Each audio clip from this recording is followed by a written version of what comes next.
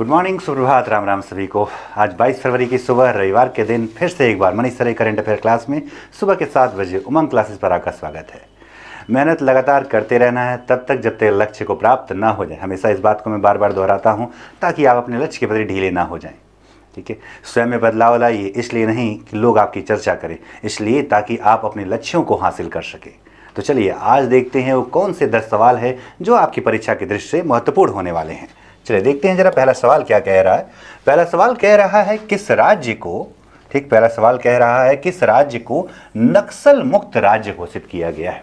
ठीक है, बात करें नक्सल, तो नक्सल जो है एक गांव हुआ करता था, नक्सलबाड़ी। कौन सा गांव, कहां से अभियान शुरू हुआ है समझिएगा। नक्सलबाड़ी एक गांव जो पड़ता कहां के, पश्चिम बंगाल के पुरुलिया जिला में। ठीक है, 60 के दशक में वहां पर कुछ क्रांतिकारी घटनाओं से इसका अभियान शुरू हुआ। जो लोग इस विचारधारा को फॉलो किए उन्हें कहा गया नक्सल, और ये धीरे धीरे भारत के अनेकों राज्यों में फैलता गया। ठीक, 2014 में सरकार बनी, उसके पहले भी सरकारों ने बहुत सारा प्रयास किया नक्सल को समाप्त करने का। 2014 में एनडीए की सरकार बनी नरेंद्र मोदी के नेतृत्व में। इसमें दूसरे कार्यकाल जब 2019 से शुरू हुआ तो एक लक्ष्य बनाया गया कि हमें बनाना है नक्सल मुक्त भारत। क्या बनाना है, नक्सल मुक्त भारत, और इसका लक्ष्य रखा गया मार्च 2026। इसका लक्ष्य क्या रखा गया है, मार्च 2026 इसका क्या रखा गया है, लक्ष्य रखा है। ठीक, जैसा कि गृह मंत्री अमित शाह ने कई बार अपने वक्तव्यों में बोला है कि हम मार्च 2026 तक भारत को संपूर्ण रूप से नक्सल से मुक्त कर देंगे, क्योंकि अब कुछ ही क्षेत्र हैं जो नक्सल से प्रभावित रह गए, जिसमें छत्तीसगढ़ और महाराष्ट्र प्रमुख रूप से आते हैं। हालांकि मध्य प्रदेश में भी कभी कभार कुछ घटनाएं ऐसी हो जाती।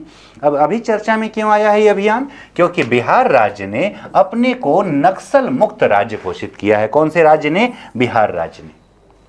बिहार की बात करें तो बिहार के कौन से क्षेत्र में इसका प्रभाव ज्यादा था, तो मुंगेर क्षेत्र। कौन सा क्षेत्र, मुंगेर क्षेत्र में इसका प्रभाव क्या रहा है, ज्यादा रहा, जहां से अंतिम नक्सलवादी जिनका नाम सुरेश कोंडा होता था। ठीक है, सुरेश कोंडा ने आत्मसमर्पण कर दिया, सुरेश कोंडा ने आत्मसमर्पण कर दिया, और इस तरह से बिहार जो है अब पूरी तरह से मुक्त हो चुका है। क्या, ठीक है, नक्सल मुक्त राज्य में आ चुका है। कौन सा राज्य, बिहार। तो भारत के मार्च 2026 के लक्ष्य को प्राप्त करने में एक कदम बिहार ने बढ़ा दिया और स्वयं को क्या घोषित कर दिया है, नक्सल मुक्त घोषित कर दिया। ठीक है, तो आज के सेशन का ये पहला सवाल रहा। चलिए जरा बढ़ते हैं अगले सवाल की तरफ। वर्ष 2026 का सीईओ ऑफ द ईयर पुरस्कार एक किसने जीता। ठीक, सीईओ ऑफ द ईयर की पुरस्कार की बात करें तो एक समिट होता है जिसको कहा जाता है business leader of the year. ठीक, राजीव भाटिया द्वारा यह ठीक संचालित किया जाता है, business leader of the year. ठीक, एक समारोह होता है business leader of the year जो इस वर्ष हुआ है कहां पर, ताज होटल। ताज होटल कहां पर सबसे प्रसिद्ध है, वैसे ताज होटल बहुत सारी जगहों पर है, जो प्रसिद्ध है वो कहां पर है, मुंबई में। तो 16 फरवरी को ठीक है, लॉर्ड माइक्रो सिस्टम वाले ठीक सुबोध गुप्ता को, किसको, सुबोध गुप्ता को सीईओ ऑफ द ईयर का पुरस्कार दिया गया है। याद रखिए इसी पुरस्कार समारोह में एक और व्यक्ति जिनका नाम समीर कनोडिया है, जिनका नाम क्या है, समीर कनोडिया, लगातार दूसरे वर्ष इनको भी क्या मिला है, सीईओ ऑफ द ईयर का पुरस्कार प्राप्त हुआ है। सीईओ ऑफ द ईयर का पुरस्कार एक और व्यक्ति कौन है, समीर कनोडिया। प्रमुख बात क्या है, लगातार दूसरे वर्ष इनको मिला है। इस वर्ष ठीक किसको मिला है, सुबोध गुप्ता को भी एक अलग कैटेगरी में, इनको एक अलग कैटेगरी में मिला है। चलिए अगला सवाल देखते हैं। कोपिली हाइड्रो प्रोजेक्ट किस राज्य में स्थित है। ठीक, कोपिली नाम से लग रहा है। ठीक है, तो आपने एक नाम सुना होगा किस नदी का, कपिली नदी का। ठीक है, तो उसी कपिली को मूल रूप से क्या कहते हैं, कोपिली कहते हैं। कपिली नाम कहां से आया, तो हम जानते हैं कि असम का पुराना नाम क्या हुआ करता था, कामरूप, और उसके पहले इसका नाम क्या हुआ करता था, ठीक है, कापरूप हुआ करता था। क्या हुआ करता था, कापरूप हुआ करता था। तो इस नाम से, कपिली नाम से इसका संबंध है। तो कोपिली हाइड्रो प्रोजेक्ट जो कि है कितने वाट का, तो 275 मेगावाट का, 275 मेगावाट का एक परियोजना शुरू किया गया है। किस राज्य में, असम राज्य में। कोपिली की अगर बात करें तो यह नदी किसकी सहायक नदी है, ब्रह्मपुत्र की सहायक नदी। किसकी, ब्रह्मपुत्र की क्या है, सहायक नदी है। ब्रह्मपुत्र की जब बात करते हैं तो ब्रह्मपुत्र की अगर बात करें तो इसका उद्गम कहां से होता है, तो तिब्बत के ठीक है, मानसरोवर झील के पास एक आंगशी ग्लेशियर से इसका उद्गम होता है और तिब्बत में इसे किस नाम से बुलाते हैं तो सांगपो नाम से जाना जाता है। किस नाम से? सांगपो नाम से जाना जाता है। वहीं पर जब अरुणाचल में आती है यह नदी तो अरुणाचल में इसका नाम दिहांग हो जाता है। किस नाम से बन जाती है? दिहांग। और जब असम में आती है तब इसका नाम जो है, ठीक है, इसका नाम ब्रह्मपुत्र हो जाए। क्या हो जाए? ब्रह्मपुत्र हो जाता है। और वहीं जब बांग्लादेश में जाती है, ठीक, तब इसका नाम हो जाता है क्या? ठीक है, जमुना हो जाता है। तो आप देख सकते हैं कि ब्रह्मपुत्र नदी, ठीक है, जो लगभग 2800 किलोमीटर जिसकी 2900 किलोमीटर जिसकी लंबाई है, अलग अलग क्षेत्रों में अलग अलग नामों से जानते हैं। तिब्बत में क्या कह रहे हैं इसको? सांगपो। अरुणाचल में क्या कहते हैं? दिहांग। असम में क्या कहते हैं? ब्रह्मपुत्र। और बांग्लादेश में क्या? जमुना। और जमुना नाम से ही ये पद्मा में मिल जाती है। पद्मा जिसे हम गंगा के रूप में जानते हैं, उसी की एक सहायक नदी है कोपिली। और कोपिली की एक सहायक नदी है कौन सी? उमरेंग। ठीक, कौन सी नदी? उमरेंग। ठीक, तो ये जो प्रोजेक्ट है ये दो नदियों से जुड़ा है। कौन की दो नदियां हैं? तो कपिली और उमरेंग नदी पर बनाया गया ये प्रोजेक्ट, जिसका नाम क्या है? Kopili hydro project. कौन से राज्य से जुड़ा है? असम राज्य से जुड़ा है। चलिए जरा बढ़ते हैं अगले सवाल की तरफ। नंदौर वन्य जीव अभयारण्य कौन से राज्य में स्थित है?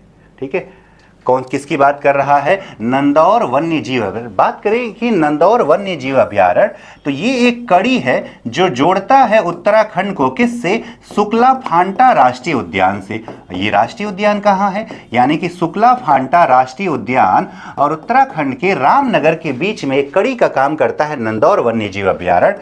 और यह है किस राज्य में, किस देश में? तो नेपाल में है। कौन सा? सुकला फांटा।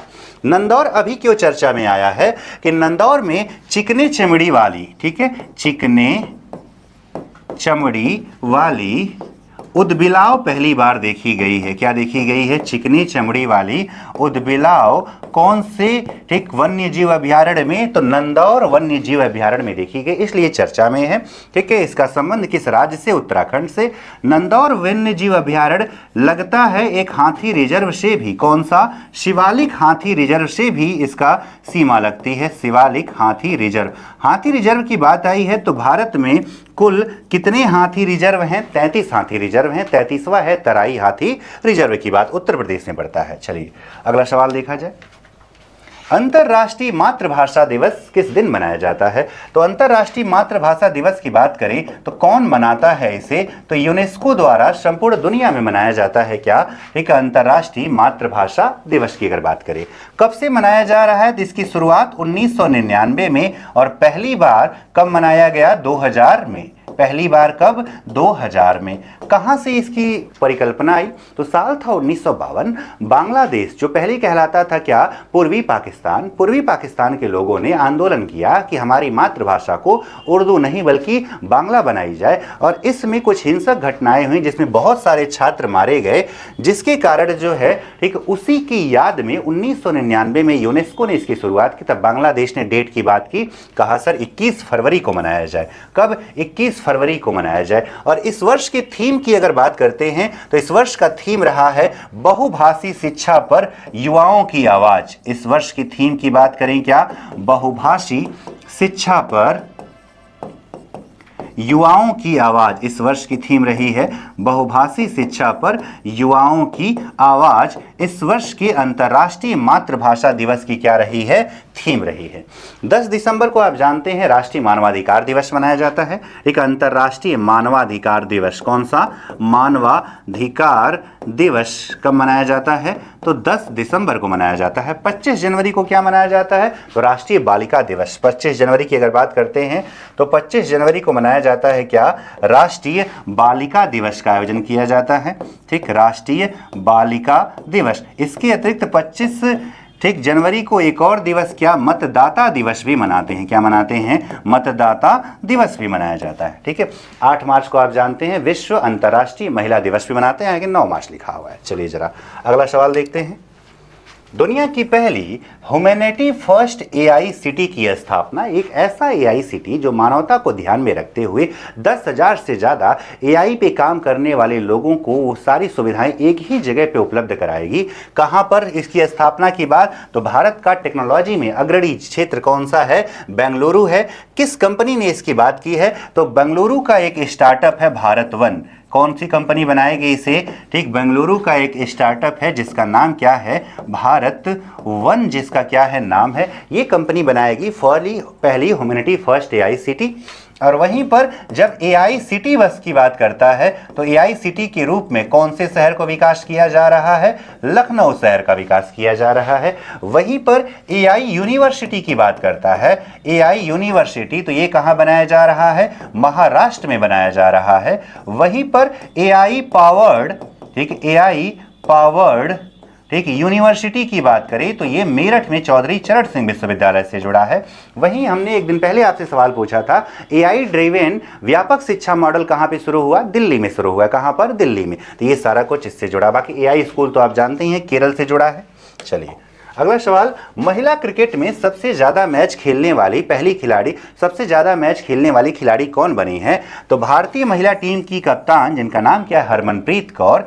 357 मैचों के साथ, कितना, 357 मैच इन्होंने क्या किया है, खेला है। और न्यूजीलैंड की कप्तान सूजी बेट्स, न्यूजीलैंड की महानतम खिलाड़ी सूजी बेट्स को पछाड़ करके सर्वाधिक मैच खेलने वाली खिलाड़ी कौन बन गई है, हरमनप्रीत कौर। 350 से ज्यादा सिर्फ 3 ही महिलाओं ने क्रिकेट खेला है, जिसमें एक नाम है किसका, तो सबसे ज्यादा हरमनप्रीत कौर, दूसरे पे सूजी बेट्स और तीसरे पर एलिस पेरी हैं। ठीक है, यानी कि 350 प्लस की अगर बात करें, 3 नामों में पहला नाम तो किसका हो जाए, हरमनप्रीत कौर का हो जाए। हरमनप्रीत कौर की बात करें तो इस वर्ष इनको पद्मश्री पुरस्कार से सम्मानित किया गया है। दूसरे नंबर पे कौन है, न्यूजीलैंड की कौन, सूजी बेट्स है। और तीसरे नंबर पे वर्तमान की एक महानतम खिलाड़ी हैं जिनका नाम एलिस पेरी है। तीसरे पे कौन है, एलिस पेरी। ठीक, यही 3 महिलाएं हैं जिन्होंने 350 से ज्यादा मैच खेले हैं। हरमनप्रीत कौर की बात करें तो 2009 में इन्होंने पाकिस्तान के खिलाफ अपनी शुरुआत किया था, यानी प्रारंभ, यानी कहां से किया था, डेब्यू, तो पाकिस्तान के खिलाफ 2009। तो पिछले 17 सालों से लगातार क्रिकेट मैच खेल रही हैं और अभी T20 मैच खेलने के दौरान उन्होंने यह उपलब्धि हासिल किया है। चलिए अगला सवाल देखते हैं। हाल ही में किस राज्य में भारतीय सेना द्वारा वज्रघात अभ्यास 2026 किया गया।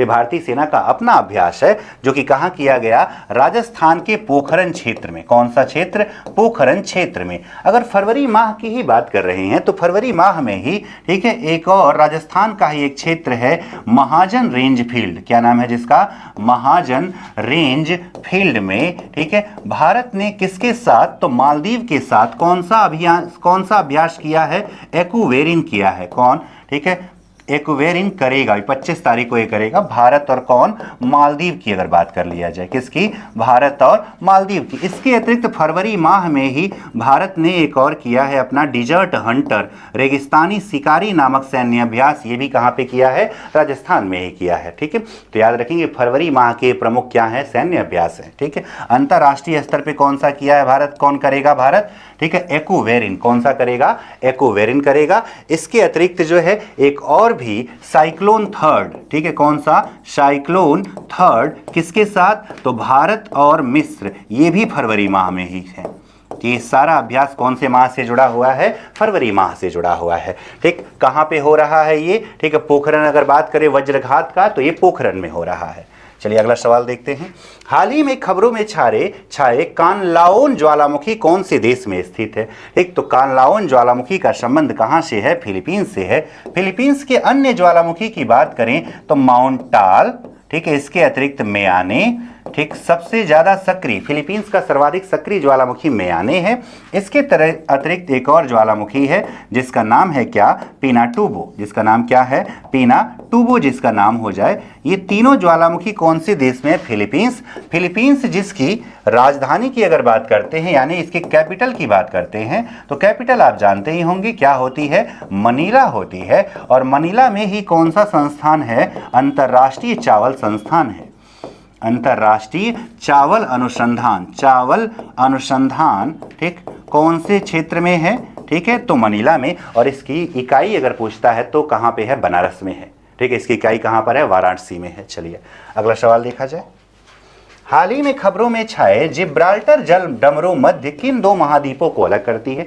जिब्राल्टर जल डमरू मध्य में अमेरिकी फोर्सेज द्वारा ट्रैकिंग सिस्टम बढ़ाए जाने से चिंता का विषय बन गया है। तो जब हम देखते हैं कि ये कुछ इस तरह से नीचे वाला हिस्सा दिखता है, अफ्रीका महाद्वीप कुछ इस तरह से, इसके ऊपर कुछ इस तरह टेढ़ा मेढ़ा सा यूरोप वाला हिस्सा हो जाए। यहाँ पे एक देश है, कौन सा? स्पेन है, और नीचे एक देश है, कौन सा? मोरक्को है। कौन सा देश है? मोरक्को है। ये अफ्रीका महाद्वीप है, नीचे अफ्रीका महाद्वीप है और ऊपर कौन सा? यूरोप है। बीच में है कौन सा? ठीक, तो भूमध्य सागर। बीच में क्या आ जाए? भूमध्य सागर आ जाए। ठीक है, इस भूमध्य सागर को, ये कौन सा सागर हो जाए? भूमध्य सागर हो जाए। और इधर है बड़ा सा अटलांटिक महासागर। कौन सा? अटलांटिक महासागर। तो अलग करता है किसको? तो यूरोप को किससे? अफ्रीका से। जोड़ता है किसको? ठीक, भूमध्य रेखा को किससे? अटलांटिक महासागर से। किसको अलग कर रहा है? तो दिख गया होगा आपको, यूरोप और अफ्रीका को। देश पूछता तो मोरक्को और स्पेन बता दिया जाता। चलिए जरा, ठीक है, ये हो गए आपके आज के वो 10 सवाल जो आपकी परीक्षा की दृष्टि से बहुत ज्यादा महत्वपूर्ण है। कल हमने आपसे एक सवाल पूछा था कि भारत का 33वां हाथी रिजर्व कहाँ खोला गया? ठीक है, तो भारत का 33वां, ठीक, हाथी रिजर्व की अगर बात करते हैं, 33वां हाथी रिजर्व, ठीक, तो ये उत्तर प्रदेश में जिसका नाम क्या रखा गया? तराई। यूपी में कुल कितने हाथी रिजर्व हैं? 2। भारत में सर्वाधिक हाथी के मामले में कर्नाटक अग्रणी है, उसके बाद केरल, फिर तमिल, फिर जो है असम राज्य आ जाते हैं। आज का सवाल क्या है आपके लिए, जरा देखिए। भारत का पहला बड़े स्तर का स्वदेशी भाषा एआई इकोसिस्टम मॉडल किस नाम से लॉन्च किया गया है? आकाश की विक्रम की भारत जीपीटी या शक्ति? आपको इसका उत्तर कमेंट बॉक्स में लिखना है। तो आज के सेशन में ये वो प्रमुख सवाल रहे जो आपकी परीक्षा की दृष्टि से क्या है? महत्वपूर्ण है।